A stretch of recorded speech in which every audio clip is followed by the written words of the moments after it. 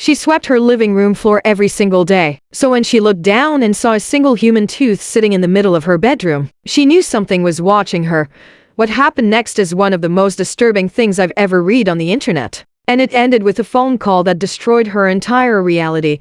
My name is Random Girl to you. At least, that's the username she used on Reddit when she posted this story back in 2016. She lived in a large, isolated house in a tiny community of about 400 people. She worked in enforcement for the Game and Fish Commission. She was trained to handle the outdoors. She was trained to stay calm under pressure, but nothing could have trained her for what was living inside her own walls. It started with small things. Missing items. A coffee mug in the wrong room. A jacket moved from a hook to the back of a chair. In a house with 400 people nearby, you don't think intruder. You think you're losing your mind. Then came the tooth. She was sweeping her. Dark, ebony-stained wood floors. Floors that showed every single speck of dust. She reached a door that led out to her small porch, and she froze. A tooth. A human molar. Just sitting there on the hardwood. She hadn't been there 5 minutes earlier. She stood completely still, running her tongue along her own teeth, counting them one by one. They were all there. Then the paranoia hit. She posted about it online, and the comments pointed to one terrifying possibility. Someone was living in her house. More specifically, someone was living in her attic. She had an attic door in her hallway. It was hard to reach because she wasn't very tall. But she dragged over a chair, stood on her tiptoes, and pushed the door open just an inch. There was a smudge on the wood. Grease from a hand. She didn't go in. She sat in the dark silence of her hallway for an hour, staring at that crack, listening for breathing. Nothing. Just pure, heavy silence. The next day, she came back with a taller ladder and a high-powered flashlight. She pushed the attic door open and scanned the space. No one was there. But someone had been. Scattered across the insulation were 8 beer koozies, a pile of loose change, a crumpled $20 bill, and a pile of her own missing clothes. Mid-video twist here is where the story takes a dark, sickening turn. Because this wasn't a random burglar.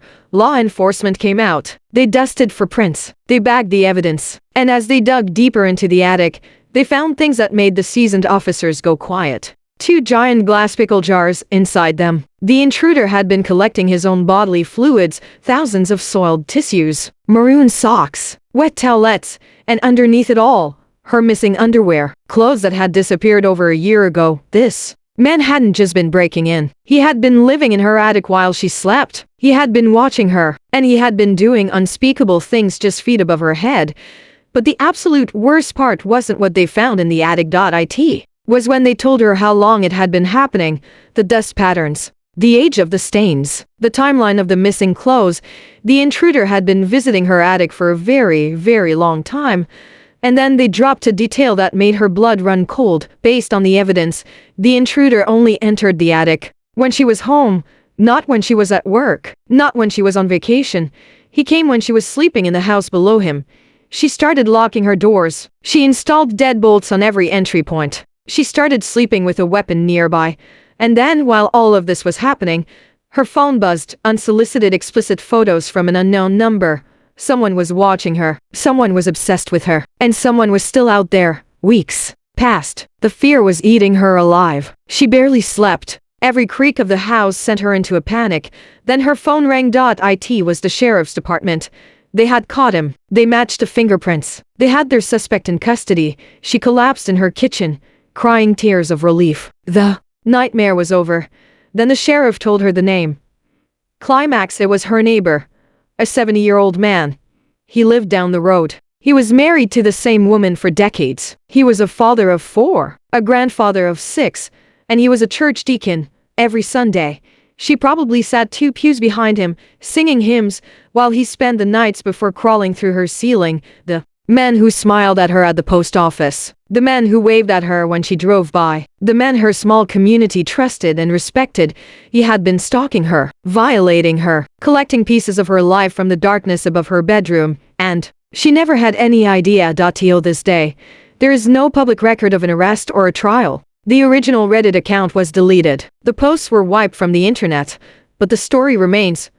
Because it forces you to ask one question that will keep you awake tonight. If a 70-year-old church deacon can live undetected in a woman's attic for over a year in a town of 400 people, who is living in yours? I know this story sounds like a movie, But Reddit is full of thousands of real people posting real horrors that the news never picks up, like the user in Hawaii who found 30 Wi-Fi networks emanating from underneath a solid concrete pad in his backyard. When he drilled into the concrete, the heat was so intense he couldn't stand it, and the hole drained water like a sinkhole. The power was traced to a wealthy neighbor's steel building, and an eBay account linked to the property started selling broken hard drives before suddenly going private the second the user got too close. That thread just vanished, or the user who posted a picture of a suspicious blood splatter on his apartment wall, asking how to fix it without telling his landlord. The shape of the splatter didn't match an accident. There was a chip in the drywall, right in the center, implying something hit the wall with force. His post was deleted by moderators within an hour. His account went dark. The internet is a window into the darkest corners of human behavior. And sometimes, the most terrifying stories aren't ghosts or monsters, they're the people living right next door. If this story made you look at your ceiling, drop a comment below and type "locked." I read every single one. Subscribe to the channel. For more deep dives into the darkest mysteries on the internet, lock your doors tonight. I'll see you in the next one.